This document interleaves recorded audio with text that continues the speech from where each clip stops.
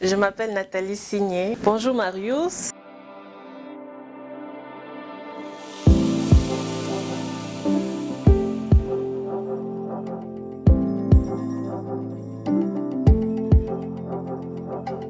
Je suis gestionnaire de conférences et communications. Je vis à Liège en ce moment.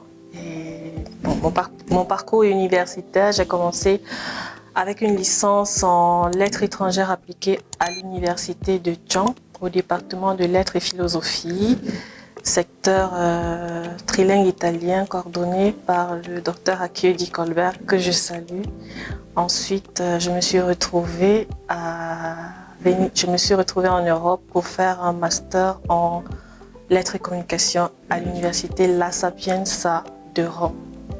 Je suis arrivée en Italie en septembre 2015 avec un visa d'études. Le parcours étudiant en Italie, il faut savoir qu'il faut commencer par faire des cours de langue quand on vient avec le niveau bac. Mais moi, je ne suis pas passée par là. J'ai eu directement une licence à l'université de Caen, comme je l'ai dit précédemment. À la fin de la licence, il faut soumettre un mémoire. Et mon maître de mémoire, à la fin, quand j'ai soumis mon mémoire, il m'a dit « Pourquoi est-ce que tu ne vas pas faire un master en Italie ?» Je lui ai dit « Je suis fille de pauvre. Je ne sais pas comment ça va se passer là-bas. Mes parents ne sont pas capables de financer des études en Italie pour moi. Et ensuite, après moi, il y a 5 autres enfants. Donc, mon maître de mémoire, qui était un Italien, professeur de l'université de Cagliari en Italie, qui était venu en mission pour 1 an, il m'a dit « Mais non, les études en Italie, généralement, il y a des bourses d'études. Et si tu t'y prends bien, tu pourrais avoir une bourse d'études. » Donc, je vais voir le docteur Akedi, je lui repose la question, il me dit oui, effectivement, c'est une possibilité. Je lui demande qu'est-ce qu'il faut faire pour faire un dossier d'études pour les études. Il me sort toute une liste comme ça. Donc, j'ai composé mon dossier quand même. J'ai déposé mon dossier au docteur Akedi qui l'a transféré à l'ambassade de l'Italie à Yaoundé.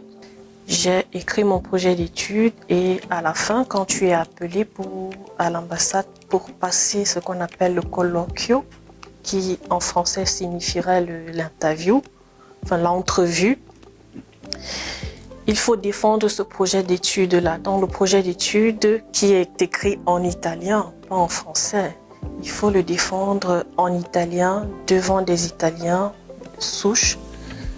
Il faut pouvoir vendre ton projet. Il faut pouvoir leur faire comprendre ta motivation pour qu'ils acceptent de te donner le visa d'études. Donc, j'ai défendu mon projet à l'ambassade et c'est passé comme une lettre à la poste. 2 mois après, ils m'ont contacté pour me dire « Écoutez, mademoiselle m'a signé, il faudrait que pour compléter votre dossier, il faudrait que vous nous fournissiez un billet d'avion aller et retour. Au cas où ça se passe mal, il faudrait qu'on sache que vous avez les moyens de retourner chez vous. » Donc c'est à ce moment-là que j'ai contacté mes parents. Je leur ai dit « Écoutez, vendez tout ce que vous pouvez, mais moi, je m'en vais en Italie. » J'avais réussi aussi à avoir une inscription à l'université La Sapienza. Et voilà, j'ai obtenu mon visa d'études comme ça.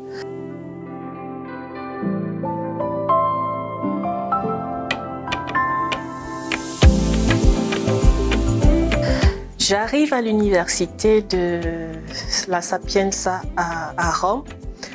Moi, dans ma tête, je me disais, je vais arriver, oui, je vais apprendre. Déjà, l'italien que j'avais appris au Cameroun, c'était absolument pas la même chose qu'on parlait dans la rue. Quand les Italiens, je vais au supermarché, les Italiens s'expriment, je ne comprenais absolument rien. Même à l'université, quand mes camarades de classe parlaient, je ne comprenais pas, je me sentais un petit peu perdue. Je disais, mais qu'est-ce qu'on m'a appris au Cameroun alors? Et j'ai commencé à traîner avec les Italiens. De toute façon, je n'avais pas le choix. J'étais la seule noire et la seule étrangère dans ma classe. J'avais obtenu l'inscription, mais je n'étais pas sûre d'entrer en master directement. Donc, j'ai passé un test de niveau. On m'a fait passer un test de niveau parce que mes diplômes étaient évidemment étrangers. J'ai passé un test de niveau et ensuite, il fallait attendre le résultat de ce test-là. Mais moi, je ne voulais pas attendre. J'ai commencé à appeler le chef de département, les professeurs, le directeur d'études de mon département à l'université et tous m'ont confirmé que oui, vous avez bien reçu votre test de niveau, il faudra attendre. Mais je voyais un mois d'attente un peu comme si c'était une éternité. Je voulais être absolument sûre que oui, ce que vous m'avez dit, que oui, vous êtes entré en master. Je suis effectivement entrée en master. Je ne voulais pas me retrouver en octobre en train de refaire peut-être une troisième année ou une deuxième année. Donc je les ai un petit peu harcelés. Bon, j'ai fait mes cours j'ai fait mes cours normalement. C'était un petit peu difficile parce que je me suis retrouvée avec le choc culturel et le choc culturel, le choc de langue. Parce que comme je disais précédemment, l'italien que j'avais appris, ce n'était absolument pas ce qu'on apprenait dans les livres, n'était pas la réalité de ce qui se passait sur le terrain. Mais avec un peu de persévérance et beaucoup de volonté, j'ai su m'intégrer dans ma classe. À la fin de mes études en 2018, j'ai fini j'ai fini mon cycle de master et j'ai soutenu le 20 juillet 2018. Et avant de finir ces études-là, j'avais déjà eu à rencontrer le directeur de programme au sein des musées du Vatican. Lors d'une soirée café littérature, on organisait généralement des cafés littérature comme ça et on y allait avec des camarades et j'avais rencontré ce monsieur-là et il m'avait dit puisque tu t'exprimes en anglais et en français, nous au musée du Vatican, on cherche constamment des personnes qui parlent des langues. Ça n'avait pas du tout ce n'était pas exactement ce que j'avais fait comme étude parce que moi j'avais fait des études de communication et de traduction et la gestion des programmes n'était pas forcément dans mon canevas professionnel. Mais je me suis dit pourquoi pas, j'ai fini mes études, alors je vais aller au musée du Vatican. Il m'avait donné sa carte, je vais y aller avec mon CV. C'est ce que j'ai fait, je suis allée au musée du Vatican, j'ai posé la question, on m'a montré le bureau. Je suis allée, je lui ai dit, monsieur, vous m'aviez dit de passer, donc me voici avec mon CV. Il me dit, mademoiselle Signé, c'est bien que vous êtes là et tout. Donnez-moi votre CV. J'ai donné mon CV, je me suis retournée, je suis partie. J'ai attendu 2 semaines, je n'ai pas reçu d'appel. J'ai appelé encore. Je suis tombée sur la secrétaire qui m'a dit monsieur n'était pas là. Monsieur n'est pas là, il faut rappeler. J'ai appelé une 2e fois et une 3e fois. Bon, la 3e fois, je suis passée directement sur le répondeur. Donc, à la fin de 2 semaines, je me suis encore déplacée. Je suis allée toquer à la porte du bureau puisque je connaissais déjà le bureau. J'ai dit, monsieur, écoutez, j'ai fini mes études. Je suis en recherche d'emploi et je pense que je serai une excellente candidate pour votre... Il me dit, oui, mais en ce moment, nous ne cherchons pas forcément. Je dis, oui, mais je peux commencer comme stagiaire, je peux commencer comme apprenti. Il me dit, écoutez, je vais vous transférer au sein du bureau des ressources humaines et ils verront ce qu'ils peuvent faire pour vous.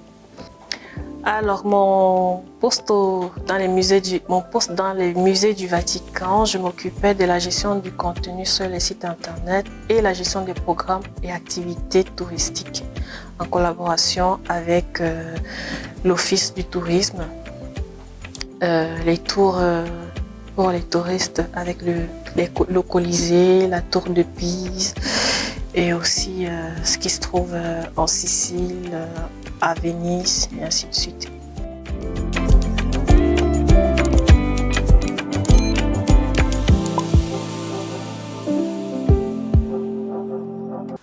Après deux ans de contrat avec les musées du Vatican, j'avais besoin de changement. Aller dans un secteur un peu plus différent, un peu plus international. C'est vrai qu'au sein